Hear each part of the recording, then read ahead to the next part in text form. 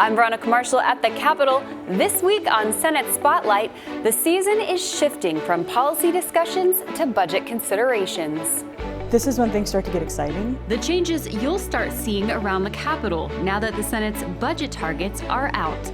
Plus, Minnesota's students are struggling. When we're talking about fentanyl in our schools, all of them, when we're talking about violence in our schools and weapons in our schools. They've lost that sense of belonging. They don't have a sense of purpose anymore. Senators share their plans to help students succeed. That's all coming up.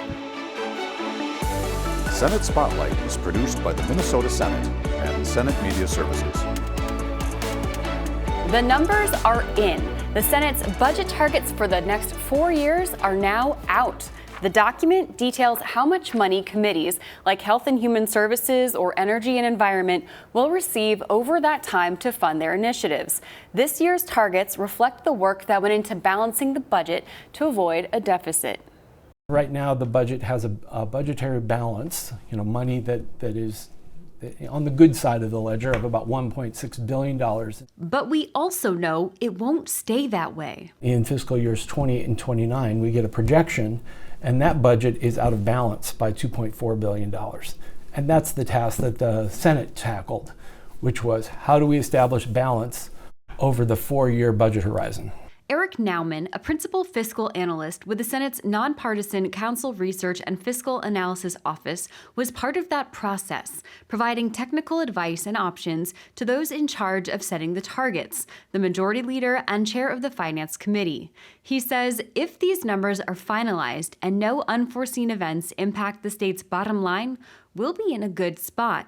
What we know today is what we know today, and based on that information, the budget is balanced with $113.7 million at the end of fiscal year 2029.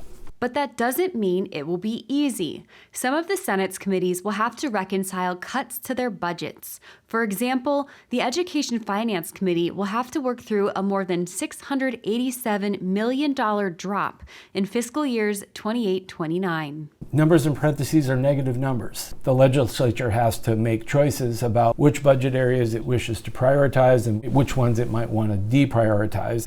And the choices are all difficult. So the negative numbers demonstrate the Senate majority's plan for how to achieve balance. And then those numbers circulate to the members of each committee. And then what has to happen is that the chairs typically begin by working with fiscal staff to figure out how to meet their target, how to develop an overall omnibus bill that fits within the spending limits that are established on this page. In some cases, there's spending reductions. There could be revenue increases. All of those options are available for committees to reconcile in the coming weeks. This is when things start to get exciting. This is when it's really worth paying attention to what's moving and what's not. Exciting and exhausting. That's when the long nights really start, and they've already had some long nights. Melissa Mapes is the Senate's engrossing secretary. All of the committee reports and budget bills go through her nonpartisan office before heading to the Finance Committee and Senate floor. Now that the budget targets are out, Mapes says the Senate's work will shift from policy committees to budget bills. We're going to have all-day finance meetings. We're going to have all day on the floor. Those smaller jurisdiction committees aren't going to meet anymore. That means long nights, but that the end of the session is also in sight. We'll have conference committees that will meet well into the evening, 10 o'clock, 11 o'clock, and the pressure builds to get their conference committee completed, get the negotiation completed, and pass the conference committee reports off the floors. Things become very easy to follow as far as where they are at what point in the process. It's exciting. We're gearing up to finish. Finish on time and on budget.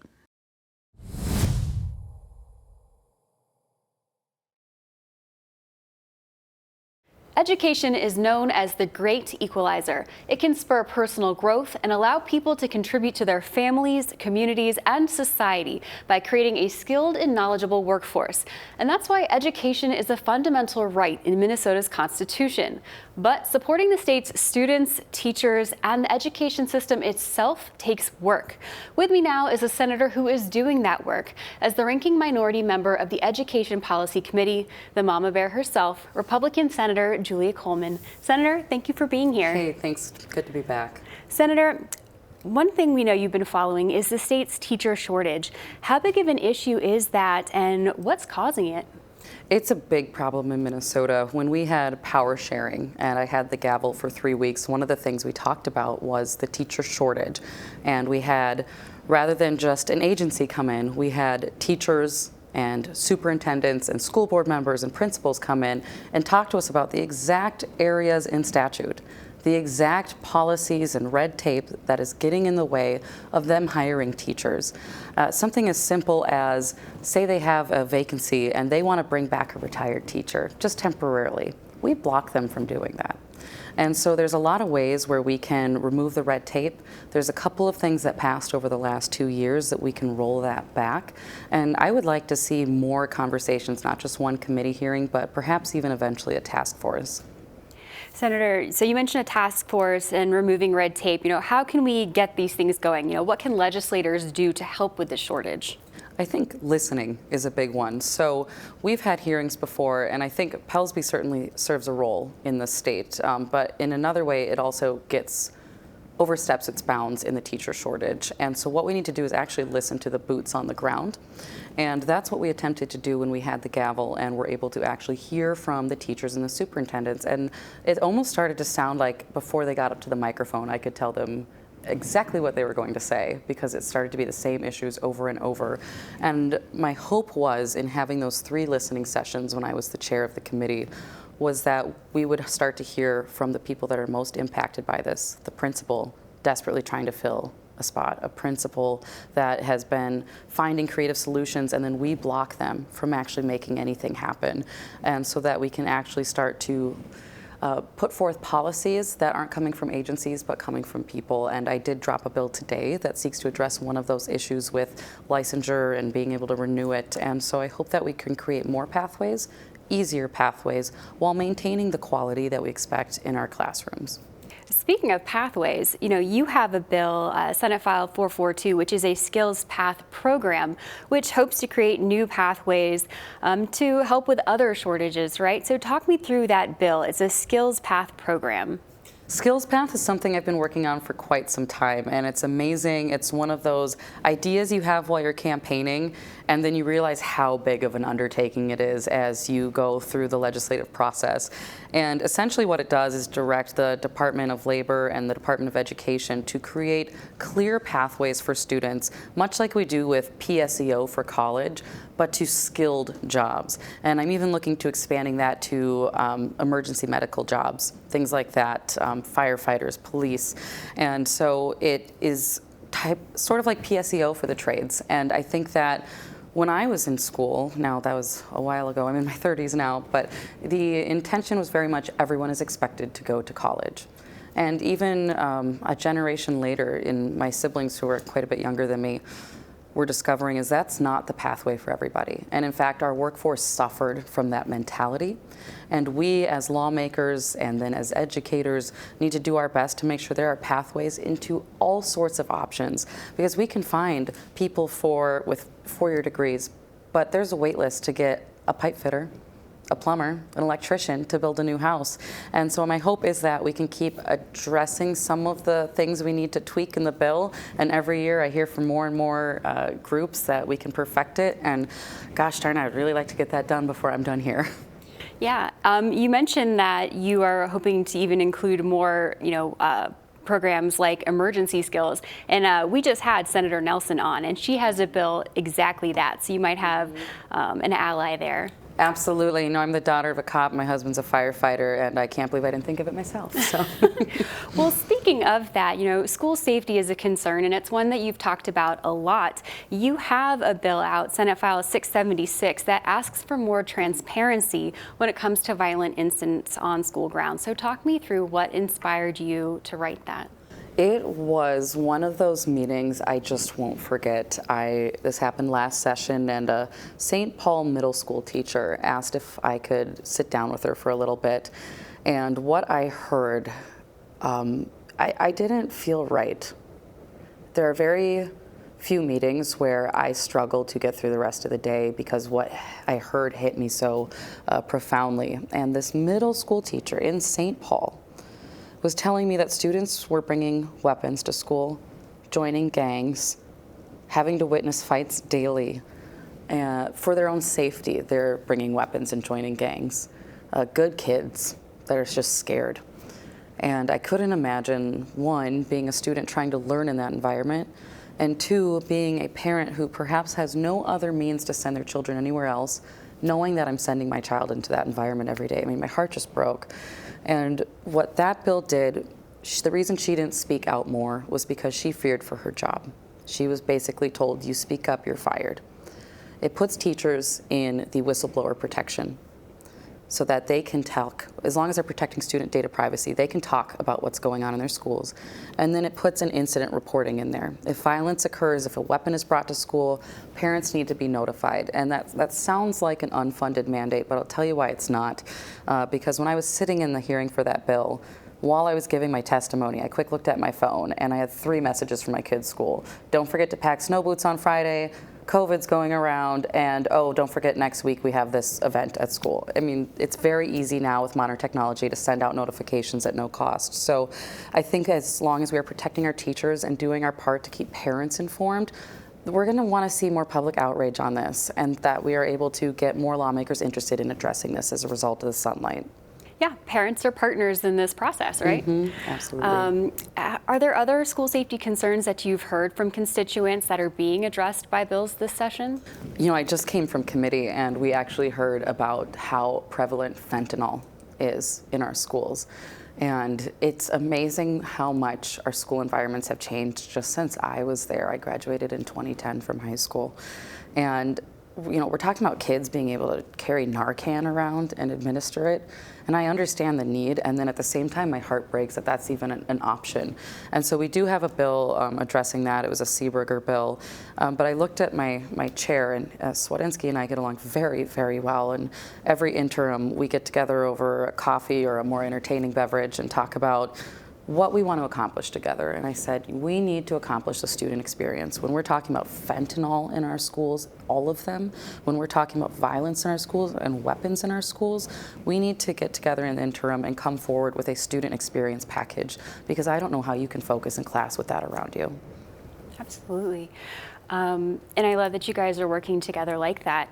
You know, not all committees are like that, so I love that, especially on a topic like this. Right. Senator, another thing that you've pushed for this session is special education funding.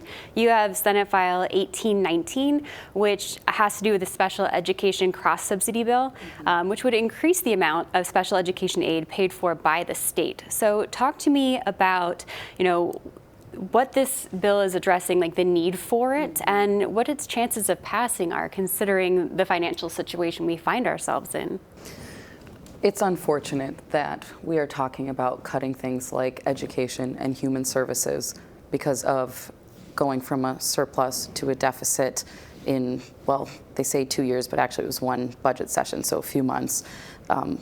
Those are the last areas that we should be cutting from. And I don't think our students, our school districts, our seniors, our nursing homes should be the ones that have to pay the price for this. I do know that when I go and listen to my school districts, that they talk about the special education cross-subsidy. And this is something that we tried flagging when our coffers were full. This is something that we need to address, particularly now with the deficit here and what's going on in DC. We need to make sure that these unfunded mandates are actually getting some funding, and that things like special education are not going to be cut. Now, I know that when we talk about ending the Department of Ed federally, we know that that's getting moved to HHS, so special ed is going to be okay. But what's going to happen here statewide, I mean, that's a sticky subject for our schools, and they don't even know how to plan their budget. As you know, we don't have budget targets yet ourselves. So I'm hoping that something like this will get passed. Gosh, I don't know what's going to happen this session yet. I don't think any of us do. All right. Senator, are there any final thoughts you'd like to share? Yeah, you know, I just want to make sure that we are working together. We have 201 legislators in the state. 100 are Republicans, 101 are Democrats. We have never been this divided before. And we have the opportunity to hit each other and try to score political points and place blame and, you know, take this all the way to a shutdown. Or we have the opportunity to really listen to the people of Minnesota. And that's what I attempted to do when I held the gavel for 3 weeks, was to listen to the people of Minnesota. And I hope that it's those voices that are reflected when we move forward with our budget, when we move forward with our policies, and how we conduct ourselves here.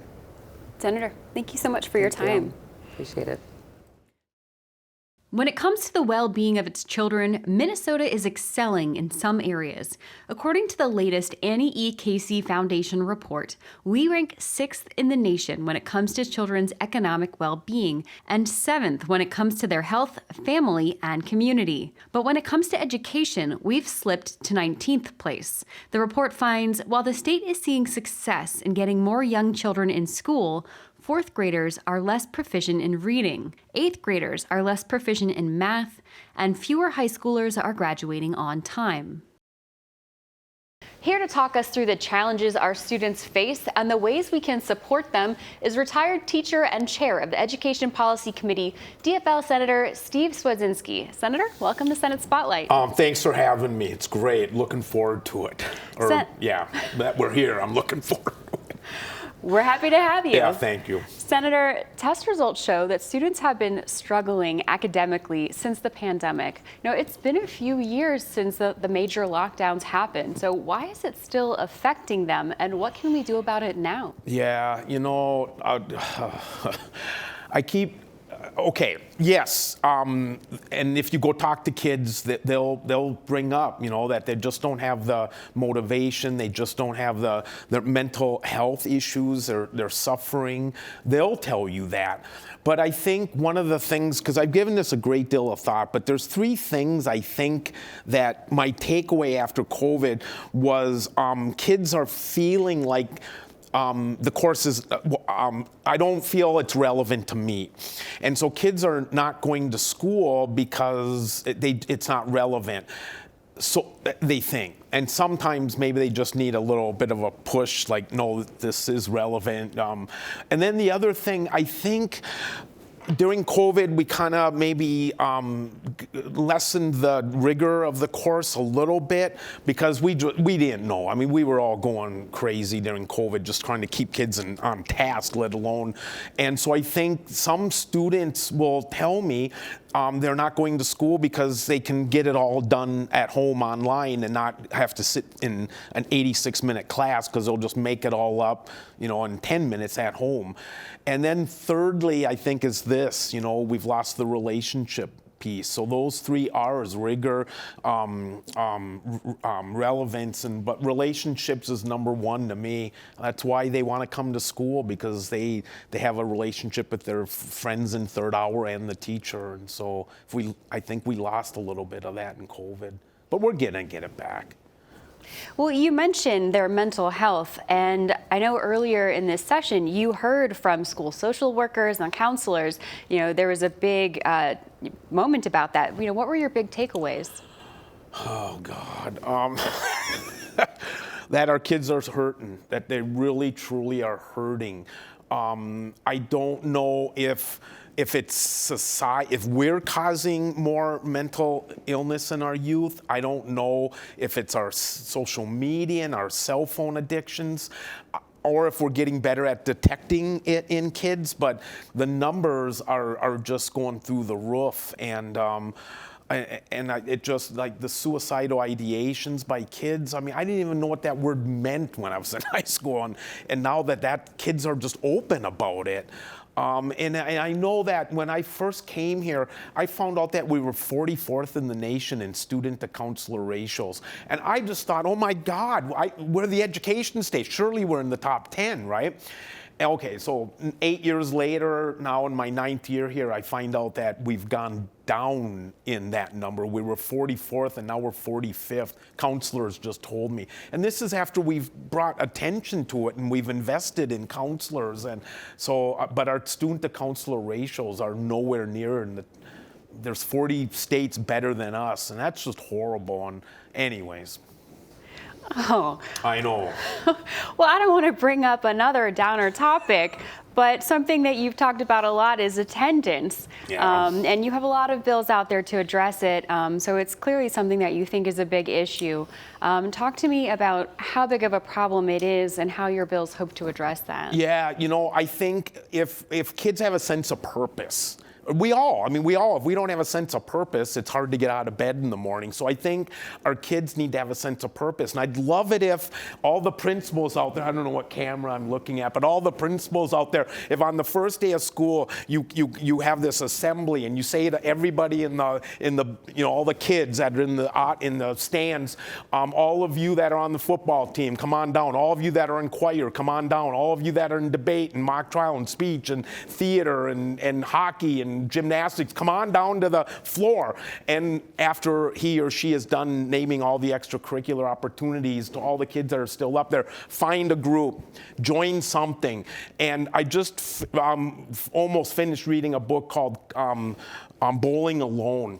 And it's all about how our society has stopped joining things. And I think that's another reason our kids, so many kids are hurting, because they don't belong. They've lost that sense of belonging. They don't have a sense of purpose anymore. And back to my initial point about relationships, we can all do better, because I think, that's why we're on the planet Earth, is to have friends and relationships and interact with our species. Well, I know one way that, kids these days like to interact with each other is, for better or ill, is through social media and their cell phones, which is another thing that you've been focused on. And I know that you had a survey out to the school districts of the state, thanks for knowing that.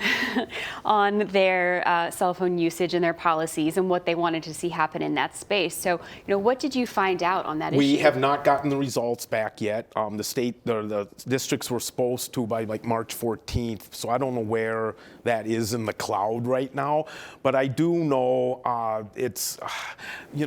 part of me wants to allow each school district to do it, local control, but part of me thinks if the districts aren't doing anything, do we need to mandate that we do something? And I don't know what that something is, but when you go visit schools that have cell phone policies, I would ask all my colleagues on both sides of the aisle, if you have an opportunity to go to a school that has a no cell phone policy during lunch, watch the kids, because they're doing this at lunch and they're not doing this at lunch. And because I know there's one school district in my district, one school in my district that has a no cell phone policy, and during their lunch hour, the kids are laughing and chatting and talking and being kids. And it's nice to see. They should have a hidden camera, or a hidden, a wind mirror. What are they called?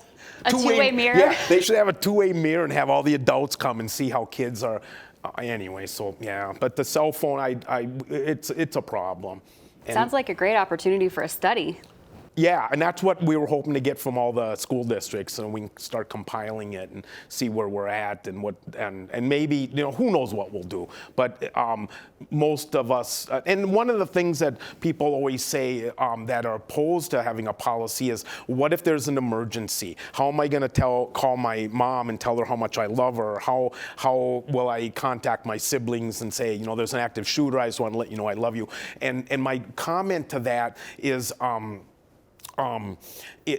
you got to pay attention to the adult in the room. If there is really something horrific happening in the school and 30 kids are doing this on their cell phones and not paying attention to the adult in the room, that could be a bigger problem than being able to telling your loved ones that you care about them, and things you should probably say more than before an active shooter shows up. Sorry, I digressed.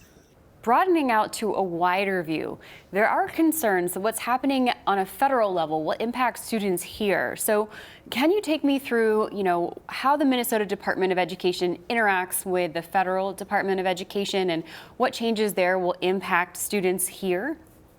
Well, I don't know if this is going to answer your question necessarily, but about 10% of the education budget, which is about 40% of the state budget, that 10% comes right from the federal government, predominantly for things like Title I and special education and nutrition programs. So if the federal Department of Education goes away, and I don't really, I don't like when we use the word bureaucracy. We got to get rid of the bureaucracy, because these are human beings. We're not talking about nameless, faceless people or things, non-entities. They're human beings. And so when we say we got to get rid of the bureaucracy, we're talking about members of our species. And so